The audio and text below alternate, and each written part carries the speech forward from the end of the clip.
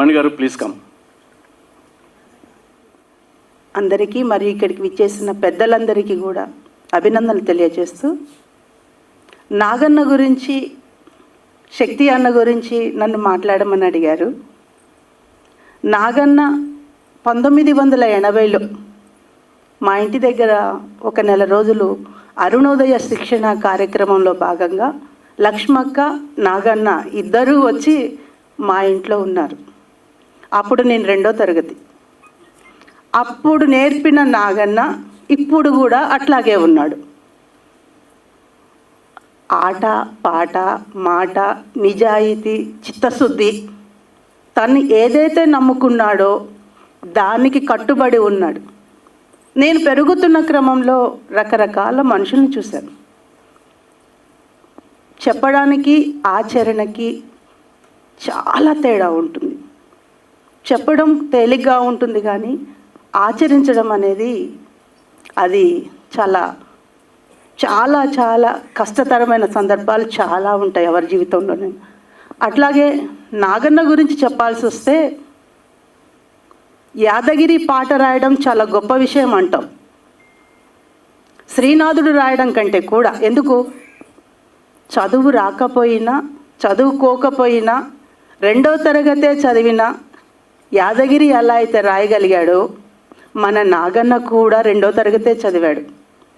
అది కూడా పలక కొనుక్కునే స్తోమత లేక తను మట్టితో తయారు చేసుకున్న పలక, ఇసుకలో రాసుకున్న అక్షరాలతోటి తను చదువు నేర్చుకొని వాళ్ళ నాన్నకి పెద్ద కొడుకు కావడం వల్ల, బాధ్యతలు ఉండడం వల్ల వాళ్ళ నాన్నకు సహకరించడం కోసం ఒక కూలిగా, ఒక పెద్ద కొడుకుగా బాధ్యత తీసుకున్న నాగన్నకి ఆ ఊరు చైతన్యంతో ఉన్న ఊరు, అది ఖమ్మం జిల్లాలోని రాజారం. శ్రీపాద శ్రీహరి రామనరసయ్య అక్కడ రాత్రి బడి పెట్టేసి అందులో నాగన్నకు చదువు చెప్పడం మొదలుపెట్టారు. ఆ ఉద్యమ స్ఫూర్తితోనే నాగన్న ఈ రోజు వరకు నిలబడ్డాడు అంటే ఆ రామనరసయ్య, శ్రీపాద శ్రీహరి యొక్క చైతన్యము, వారసత్వాన్ని పుణికిపుచ్చుకున్న నాగన్నగా ఈరోజు కూడా మిగిలిపోయాడని మనం చెప్పుకోవచ్చు. అట్లాగే నాగన్న గురించి చెప్పాల్సి వస్తే, తెలుగు సాహిత్యం చెప్పేటప్పుడు పోతన్న కలము పట్టుకున్నాడు, హలము పట్టుకున్నాడు, ఎవరి దగ్గర తలవంచకుండా ఆత్మగౌరవంతో ఉన్నాడని చెప్పుకుంటుంటాం మనం. ఎంతమంది కవుల గురించి చెప్పుకున్నా పోతన్న గురించి చెప్పుకునేటప్పుడు ఒక ప్రత్యేకత ఉంటుంది. అట్లాగే మన నాగన్న పాటని నమ్ముకున్నాడు కానీ ఎక్కడా ఎప్పుడు అమ్ముకోలేదు, పాటను తలదించేటట్టు ఎక్కడా నిలబడలేదు. పాటకి ఒక పదునైన కత్తి, పాట ఒక ఆయుధం, పాట ఒక చైతన్యం, పాట ఒక ఆలోచన, పాట ఒక ప్రేరణ, అవన్నీ పాటలో వస్తాయి. అవతార్ సింగ్ పాష్ అన్నట్టు అన్నిటికంటే ప్రమాదకరం మన కళలు మరణించడము అని.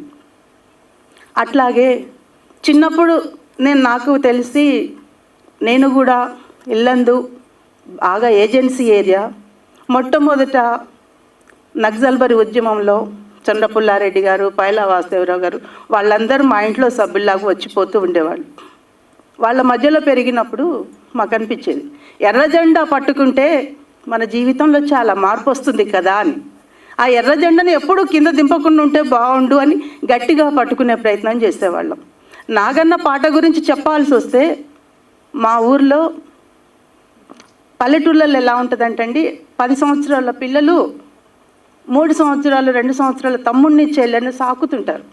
అమ్మ నాన్నలేమో కూలి పనికి పోతుంటారు. పిల్లలే వాళ్ళకి అమ్మైనా నానైనా. ఆ పిల్లలు ఉయ్యాలలో ఊపేటప్పుడు నాగన్న పాట, అన్న అమరుడురా మన రామనరసయ్య పాట, తర్వాత కాచనపల్లి అడవుల్లో కనుమూసి నార సుసేనా చింత లక్ష్మక్క అని మా ఊర్లో పిల్లలకి అవి జోల పాటలు. ఏ పురాణాలలో, ఏ ఇతిహాసాలలో సాహిత్యము కాదు వాళ్ళకి, విప్లవ సాహిత్యము, వీళ్ళు రాసిన ఆదర్శవంతమైన సాహిత్యము. అది సమాజంలో బతికి ఉన్నంతకాలం ఒక మంచి సమాజం ఉంటుంది అని మనం అనుకోవచ్చు. ఇది అందించాల్సిన అవసరం ఎంతైనా ఉన్నది. తెలుగు సాహిత్యంలో చూసుకున్నప్పుడు అన్ని సాహిత్యాలకు ఒక ఆదరణ, ప్రత్యేకత, గుర్తింపు ఉన్నది. కానీ పాట మాత్రం ఎప్పుడూ నిరాదరణ గురవుతూనే వస్తుంది.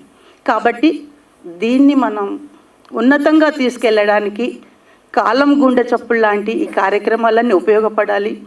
అట్లాగే నాగన్న గురించి ఇంకొక పాయింట్ చెప్పాలంటే, నాగన్న వాళ్ళ నాన్న మంచి గాయకుడు, వాళ్ళ అమ్మ కూలి పనికి పోతూ అద్భుతమైన పాటలు, కూలి పాటలు పాడుకునే ఒక మధురమైన స్వరం కలిగిన అమ్మ. ఆ ఇద్దరి ప్రత్యేకమైన లక్షణాలు పుణికి పుచ్చుకొని పుట్టిన బిడ్డ నాగన్న. కాబట్టి నాగన్న పాట మా ఏరియాలో ఉండే కిన్నెరసాన్ని వంపులు అలలు హొయలుగా పోతున్నట్టు ఎంతటి పాటనైనా అలవోకగా రాగాలాపన చేస్తూ పాడగలిగిన దిట్ట. ఏకలవ్యుళ్ళు ఎక్కడో లేరు, ఇక్కడే ఉన్నారు. వాళ్ళెవరు? శక్తి అన్న కావచ్చు, నాగన్న కావచ్చు, యోచన కావచ్చు. ఇక్కడ ఉన్న మన కిరణన్న రాసిన పాట చూసుకున్నా మనకు అదే అనిపిస్తుంది. కాబట్టి నాగన్న లాంటి వాళ్ళని మనమందరము జాగ్రత్తగా చూసుకోవాలి. అలాంటి వాళ్ళ సాహిత్యానికి ప్రోత్సాహాన్ని ఇవ్వగలగాలి. ఇలాంటి కార్యక్రమాలు పదే పదే చేస్తున్న క్రమంలో ఒక అభివృద్ధికరమైన సాహిత్యాన్ని ప్రజల్లోకి తీసుకెళ్లాల్సిన అవసరం ఇప్పుడు ఎంతైనా ఉన్నది.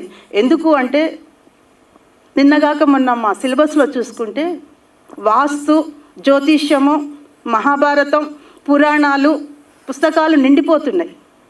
మరి అయ్యే చెప్తే మరి సైంటిఫిక్గా ఆలోచించే మనుషులు ఎక్కడ తయారవుతారు? అది ఇచ్చే ఒక ఇన్స్టిట్యూషనే ఈ సాహిత్యం అని చెప్పేసి ఈ కాలం గుండె చప్పుడు లాంటి, లవర్డ్స్ లాంటి ఈ సంస్థలన్నీ పెద్ద ఎత్తున కృషి చేయాలని కోరుకుంటూ ఈ అవకాశం ఇచ్చినందుకు అందరికీ ధన్యవాదాలు తెలియజేస్తూ ముగిస్తున్నాను.